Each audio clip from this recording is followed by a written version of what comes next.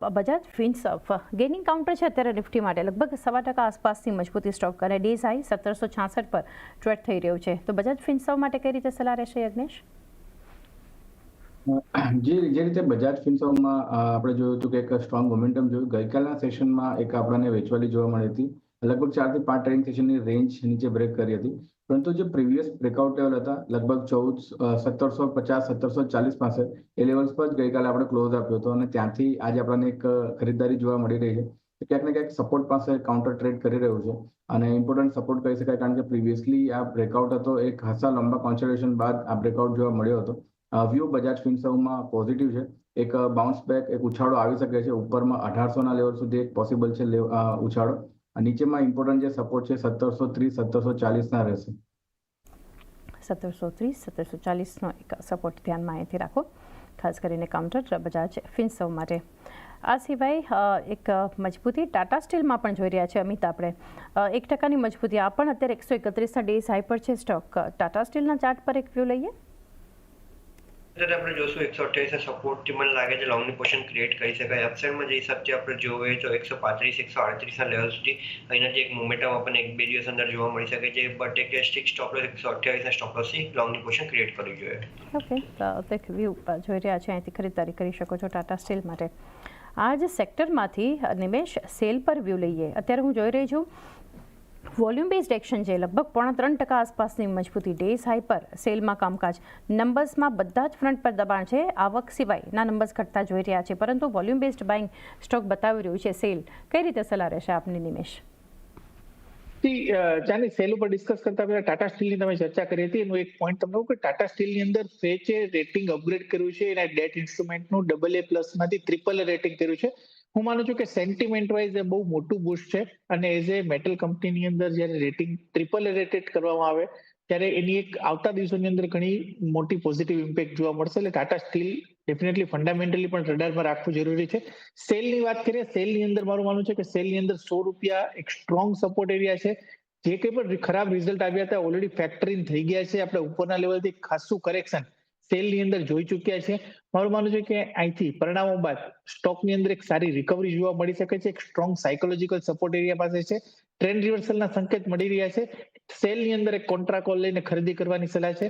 નીચેની તરફ stop loss 96 પાસે રાખી શકાય અને ઉપરની તરફ હું માનું છું કે જો શોર્ટ કવરિંગ આવે છે તો મિનિમમ ₹115 થી ₹120 સુધીની અપસાઇડ શોર્ટ ટર્મની અંદર જોવા મળી શકે છે.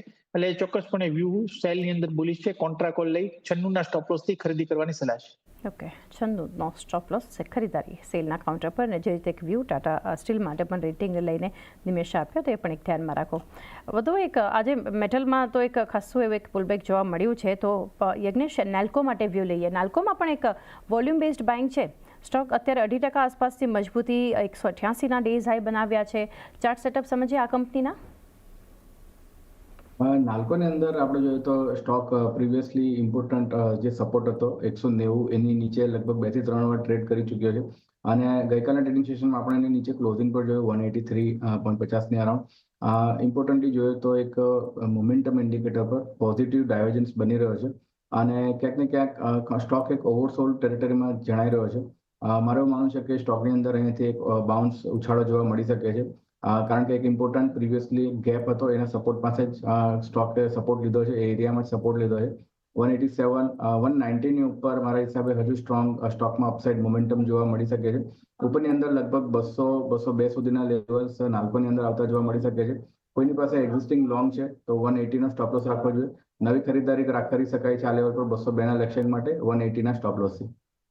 ઓકે, 180નો એક સ્ટોપ લોસ અહીંયાથી તમે રાખી શકો છો. ખાસ કરીને નવી ખરીદારી કરી શકો છો. નાલ્કો પર ને રોકાણ તમે હોલ્ડ પણ કરી શકો છો. અમિત, બર્જર પેઇન્ટ્સ અત્યારે 2%થી વધુની ખરીદારી બર્જર પેઇન્ટ્સ આપણને બતાવી રહ્યું છે. ડેઝ હાઈથી જો કે થોડું નીચે પણ આવ્યું, મજબૂતી છે. આવકમાં થોડો એક સુધાર કંપનીએ નંબર્સમાં આપ્યો છે આપણને. કઈ રીતે વ્યૂ રહેશે આના પર?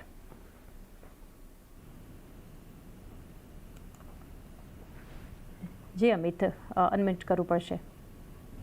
સોરી, ઓવરઓલ આપણે જોઈએ તો વીકલી ચાર્ટના હિસાબથી આપણે જોશું તો 492 નો એક મેજર બ્રેકઆઉટ બનતા આપણને કાઉન્ટરમાં જોવા મળે છે. 492 નો ક્લિયરન્સ જે મળે છે તો એક વીકલી પેટર્ન બ્રેકઆઉટ બી આપણને કાઉન્ટરમાં જોવા મળી જશે, જેથી આ કાઉન્ટર ડાયરેક્ટલી આપણને 540 550 સુધી બી જવાની જગ્યા બનાવી શકે છે.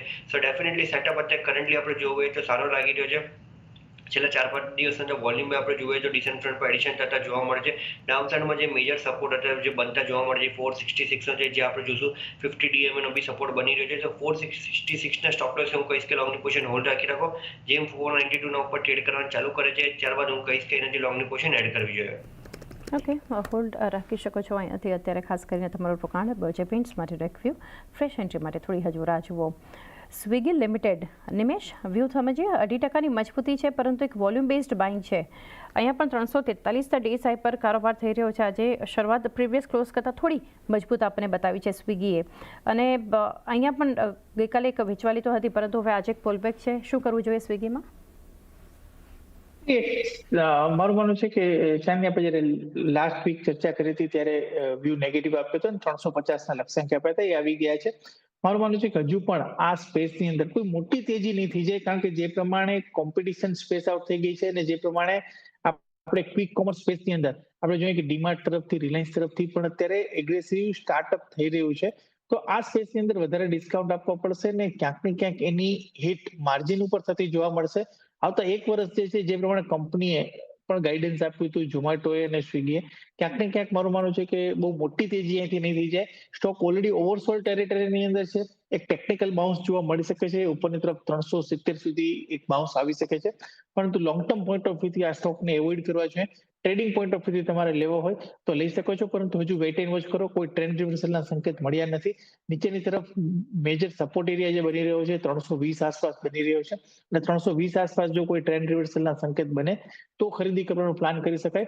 અત્યારે હાલ પૂરતું ઉતાવળ ન કરવી જોઈએ, બોટમ ફેસિંગ ટાળવું જોઈએ એવું સ્પષ્ટપણે માનું છું. ઓકે, તો હાલ તો એક વ્યૂ જે છે અવોઇડ માટે આપણે સ્વિગી પર બનતો જોઈ રહ્યા છીએ અત્યારે.